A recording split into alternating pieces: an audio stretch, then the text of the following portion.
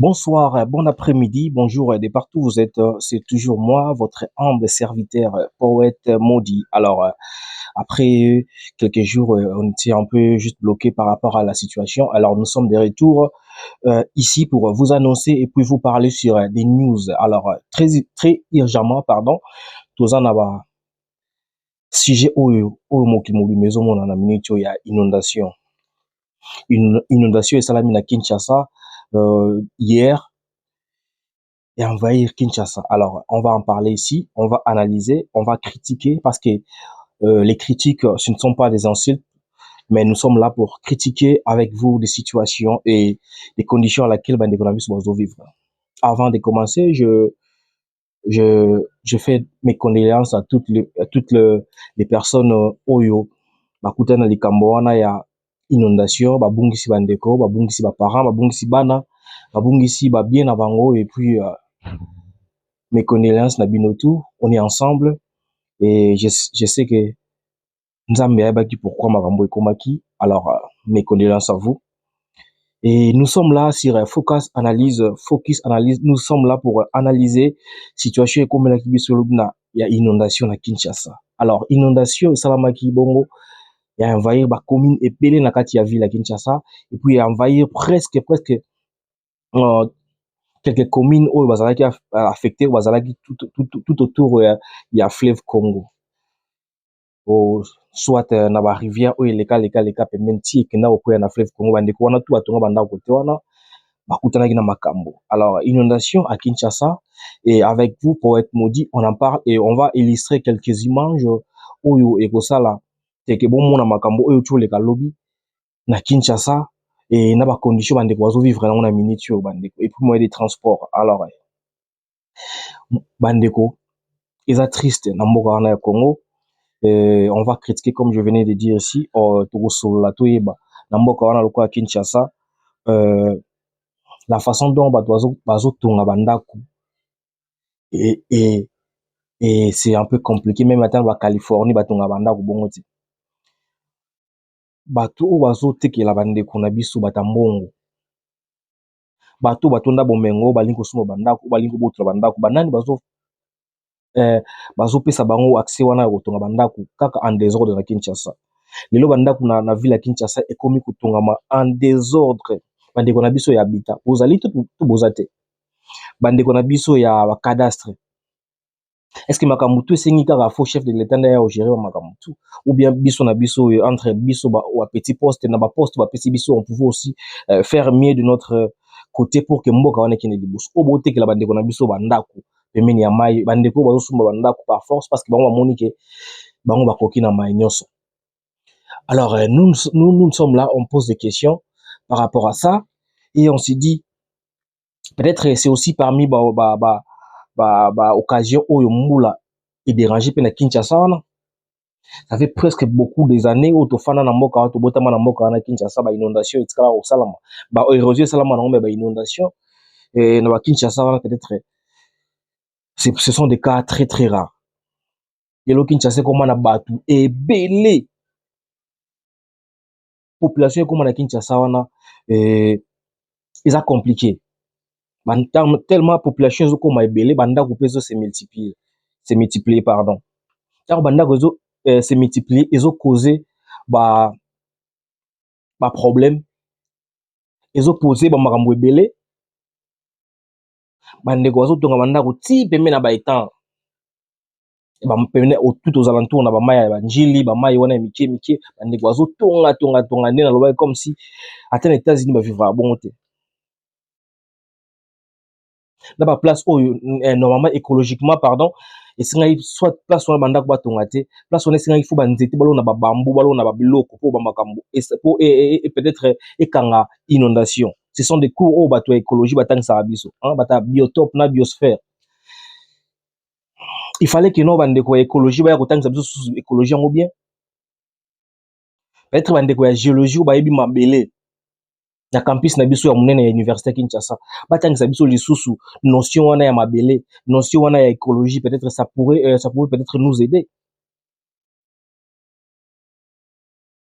Bambula oyo beta c'est Pourquoi? Parce que bandeko belé tozo critiquer bazo causer non bino moko avant que gouvernement azala en charge ya ozwa bino en charge, mais bino moko ba prise en charge, prise en responsabilité bozwa yango te. Bino moko bo respecter loi ya nature te, bo respecter ba loi te. Bino moko bozo bebisa makambo oyo esengamaki ezala likolo ya ba négligence, likolo ya ba je connais tout congolais bara nyonso. Est-ce que ezosenga kaka l'état lakisa oyo ke non faut notion ya écologie faut esenga kaka batangisa yango na université?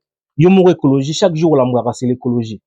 Pema wana pema na tongo tango omiyokaka tango omikomprendaki oza mutu ozongi mutu na tongo c'est l'écologie. Notion wana ya géologie ya mabele oyebaki batongaka place esengaka batia banzete te na Congo wana tobungisa yango. Et puis si passe komona ba image oyo tozomona awa nazo illustrer na bino et puis na kotia quelques vidéos po bomona na kati émission oyo bomona comment est-ce que mboka wana ndenge condition bandeko azotambola nango ba condition bandeko oyo bango moko ba créer. Si on va en parler, on va parler sur les transports et bateaux. Ba dégâts et salami na Kinshasa, ba ministre de transport Jean-Pierre Bemba. Alors bien il faut un mécanisme ni to ko sala. To chila bandeko na biso des moyens en attendant ba problème wana ya banzela ebonga. Achile biso ba bateau. Je sais pas combien de bateaux ko sala transport na minute parce que nzela wana pe bonga ça demande beaucoup de choses. Combien de bateaux Jean-Pierre Bemba chila ki biso na nzela ya fleuve Congo na banzela mai wana ya njili. Kolongola peut-être masina ti njili. Kolongola matete ti njili pour l'aéroport. Na bandeko bafanda kota njili basala peut-être côté ya balemba, basala côté peut-être côté ya masina wana. Moyen de transport na bango ezate na minitio. Alors, ndeko Jean-Pierre Bemba ministre na biso ya transport, atilaki bango ba bateau. Alors, on a vu des images avec vous comment est-ce que bateau kaka premier jour batia yango bakoti bakoli. Bato bakangami na kati ya mai. Bateau ezosala sute. Masuwa ekati nango moto. Je sais pas ezalaki essence ya 500 francs to ya 1000 francs. Excusez-moi bandeko na osala analyse oyo on a critique pour na blesser bato te. Toza ba congolais biso toza na musika tozomona nzela wana ndenge tozomona makambo wana oyo ezoleka na kati ya mboka wana. Bato ekangami na kati ya fleuve Congo, imaginez. Bato ekangami na mai ya njili.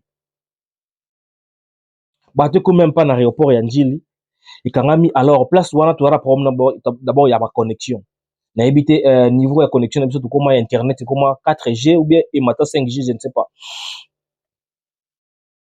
Ndeko akomi na katikati GPS otobengaka GPS ezosala te pour alocaliser au secours ba rescue.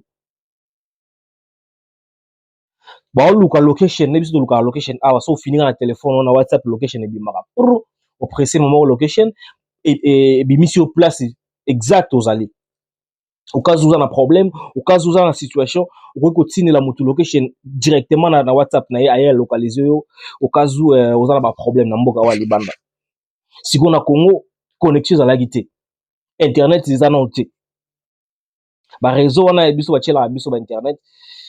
Peut-être réseau ça la peut-être réseau ça la té. Et la makasité. Ndeko bakangami na ba bilamba. Je pense que to lekisa ba image wana bomona ba ndeko bakangami na bilamba na kati ya mai au secours ezate. Vous voyez comment tozo acquérir ba risque. Fallait peut-être ba risque to rediminuer en tout kitisa yango mais tozo bakisa yango ko bakisa ba risque non. Bandeko bakufi plus de 35 plus de 40 personnes bakufi na inondation makambo elikati lobby. To lingi to bakisa so baliwa misusu na kati ya mai ya kosala nzela ya ba transport wana. To éviter est-ce que ministre apesaki ba ministre asombaki ba bateau esingaka somba apesaki bateau oyo ya confiance pour basala makambo yo etali ba transport wana nzela ya bateau pardon. Est-ce que sérieux na mboka wana ekota mko nini jour nini bandeko tozwa conscience ya koyeba ke makambo to sala biso moto wana ba propre cause ya makambo oyo. C'est l'intellect les amis. Congo, on a tourné la guerre, Congo, on a tourné les choses ne marchent pas. Est-ce que nous-mêmes, on a essayé un peu de changer notre façon de vivre, notre façon d'être? L'être et l'avoir, ça marche ça marche de pair. Et avoir la possession et l'existence. L'être et avoir la possession et l'existence. Cette notion de la connaissance là élevée, est-ce que nous en avons? Est-ce qu'on respecte les 5 éléments? Est-ce qu'on respecte la logique, il y a nature? Non. On a vu ici, tout le monde qu'on a vu Jean-Pierre Bemba Sumba Bato, Kangamina Mai, c'est encore un souci. De l'autre côté, à Tchéli, sous moyen d'avion. C'est-à-dire, petit porteur de Benga na Congo, et qu'on l'a eu, en attendant, bandolo, et qui non, malé, mais puis commission, la destination na yo. On a vu que, na nzela, on a vu que les bateaux privés, tous les Congo mobima, on a bazar à moi, petit bateau, on a ramoko. On a vu des petits bateaux, on a oyo, fallait essayer la clip, essayer la promotion, il y a un stade de mardi ou comment, je sais pas. Parce que, babi, il paraît qu'ils aient privé, à mon délai, mon bafan à son abrasa. Est-ce que biso tous les petits porteurs, combien de petits porteurs eux pour ça le transport qui va jour va survivre là-bas au courant une semaine ou au courant un mois on. Parce que les choses n'ont pas quand tu bon en bas monte. Les gars, on va critiquer s'il faut. Ça c'est pas sérieux. Combien de bateaux, même pas 3, même pas 4. Combien d'avions, de petits porteurs on est comme colis ou même bateau. Moko. Damn, that's bullshit, bro. I can't understand that shit. I can't understand that shit. That's too much, bro. We gotta be smart. We gotta wake up, nigga. It's kind of damn shit, nigga. C'est quelque chose que je ne comprends pas. Et, et on a eu à parler sur les conditions, obstacles et transport na minitio. Alors, bandeko, aux alentours, on a transport jusque là, et on ne sait pas encore, par rapport à la condition na minitio, conditions actuelles. Bandeko, to beti masoué, bateau na transport et avion. Hélicolo. Alors, bandeko, aux alentours. On vivre na minitio, on vivre tremplin, on a ni makamu et salami, wana. C'est compliqué. Nous sommes très loin. La diaspora, toujours là-bas, parce qu'on aime ces pays. Tout le monde sait raison où il y a longa rambo kanae. Biso tout autant la diaspora, tout a parce que tu comprends déjà magamu tout bien avant. C'est pourquoi on avait quitté bien avant pour enfin toujours à son force. Alors ici, on parle aussi des les politiciens critiques. Voilà, comme je venais de dire par rapport aux politiciens, on doit aussi critiquer les policiers et les politiciens. Pourquoi pas? Critiquement ou positif, ou que ça l'a blessé, bah, tu sauter. Alors, les politiciens, quels sont vos rôles? Ministre et député, pour l'instant. Bandeko va voter qui opesa yabamba polo. Alors, bandeko va voter qui wana na district na yo, bazui likambo. Va voter qui wana funa na changu, na mwamba, na, je sais pas, ngalema, je ne sais plus, na bosani. Va voter qui wana ba côté wana nyoso. Na minute yo bandeko ba voter qui yo ba pesa qui yo comme na parlement. Les politiciens. Est-ce que bon, sunga bangote? Bandeko babungisi ba famille, bandeko babungisi ba biloko, babungisi biloko ça très important na minute. To sunga bango tout to sunga bangote. C'est une question que moi je me pose. Et bandeko biso pe to la muka, to comprendre que genre ya modèle ya batu nini auto pesa ba vote. Un jour to rola muka pena bo ba élection na mboka na Congo. Mutu moko pena la muki abina okena ngate. Siko l'état ya ndako na biso, ayo sanga po na boko ko voter. Je vais voter qui? Na voter nani? Na 90% soit na 100% ya bato ba voter qui? Quand on va ça malamba peut-être 4% 5%. Plus de 95 pays, tous les 95% ou 94%, il y a bateau bazo souffrir peuple. C'est absurde dans Mboka, les amis. On doit réfléchir quand même. C'est assez compliqué qu'on doit parler sur les politiciens. Lorsqu'un politicien ne s'occupe pas de l'intérêt, il y a bateau ba voter qui, il y a intérêt à souci à bandeko, oh bazo ba pesa qui est chance à zalawana. Pendant que bana bango ba otanga libanda, bana bango bazana ba condition moko très bien. Na bano parents abungisi bana bango na mbula lobby. Qu'est-ce qu'ils vont faire? Alors il faut réfléchir sur ça, comme je venais de dire, ah ouais, ça mayele, ah ouais, ça intelligence, ah ça réflexion, ah ouais, ça élévation, ah ouais, ça te la polémique na fingi to bonité. Focus DRC-TV, nous sommes là pour réfléchir avec vous et puis donner nos points de vue. C'est ce qui est important. Vous s'abonner, on va s'abonner, vous à place parce que nous avons sabino chaîne oyo avec le temps pour comprendre. Tôt ou tard. Pour comprendre mission ni ntoya ki nango na kati ya chaîne, mission ni ntoya ki nango poto bima liboso na bino na baitando na bino to pesa bino message. Nous sommes les messagers. Nous sommes les gens avec qui Dieu, je peux dire Dieu ou soit nous sommes connectés à l'esprit. Nous sommes connectés avec la suprématie. On vient ici pour vous annoncer et pour vous tout la musabino to éveiller bino. Ba pasteur bino obo bo comporter sarana batu. Bino obo sola na nzambe. Les pasteurs au service de Dieu. Autant bande qu'on a bino ba ya ba culte dimanche ba ya chaque jour na ba messe puis na ba église autant la situation na bango bon meka un peu ko sala quelque chose parce que bino so botelé ma wana c'est grâce na bango et puis na ba prière na bango ba sala ke bino bozala toujours en vie pour que nous sunga bande ko wana o babungisi ba famille bande ko babungisi banda c'est très important bozala ka wana te botelé na cher bono bisa biso ke nzamba lingi yo alors so nzamba lingi yo venez ko pesa biso loboko na makambo tout ça nango ce qui réellement nzamba lingi biso yaka kosunga biso yaka ozwa biso parce nous le message chez nous à la maison place likambo salami. Voilà, alors nous allons parler sur les gouvernements ici et pour que na suka to ko chiter les gouvernements pris en charge. Alors na bandeko oyo tuba babungisi bandako babungisi ba famille babungisi ba makambo gouvernement congolais zu bango en charge. On a vu gouverneur à Kinshasa Mbumba na bossa na komone makasi et yemo pe fachi azalaki wana aki kutala bango. J'espère que bomona na ba image place wana aki kutala bango ba pesi bango place je crois ils en a kati ya centre ya basketball mo na Kinshasa wana o batongi ya sika je crois na stade de Marty bandeko o to abungisi ba famille abungisi bandako ba pesi bango esika wana pour l'instant balala l'état zu bango na prise en charge. Alors on va voir les conditions à laquelle bandeko bazali bon mona bino moko ba matele kotaki on a vu les descentes sur terrain ya ministre et vous allez voir totiki la bino moi quelques minutes autant la image et puis nous et vous nous sommes à la fin bandeko tozwa prise en charge na biso moko totiki la makambo ka l'état te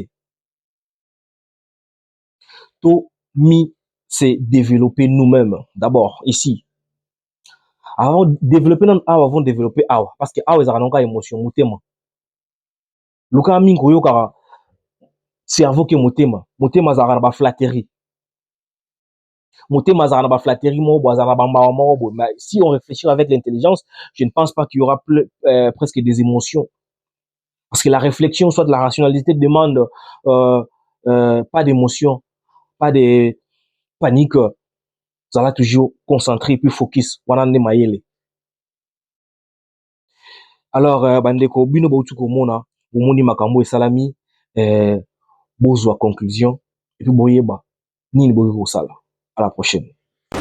Bon d'abord tout ça va informer na bakinois que tout ça une situation de crise par rapport à catastrophe naturelle aux Alimbola Bongo et Betaki à Kinshasa raté mais environ à Kinshasa au sali que Maïwana et afflué à Kinshasa et provoqué bon honneur sur tout le monde qui.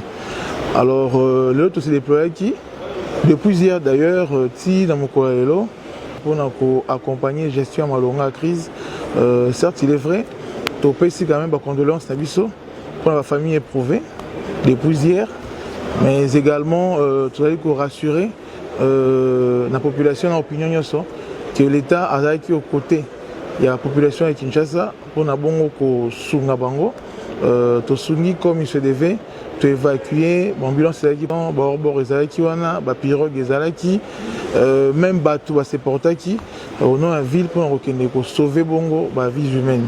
Alors bilan to ko présenter bilan ngo na mikolo ezali koya mais tout ça n'y peut les sous un élan de solidarité parce que comme ça ils vont continuer.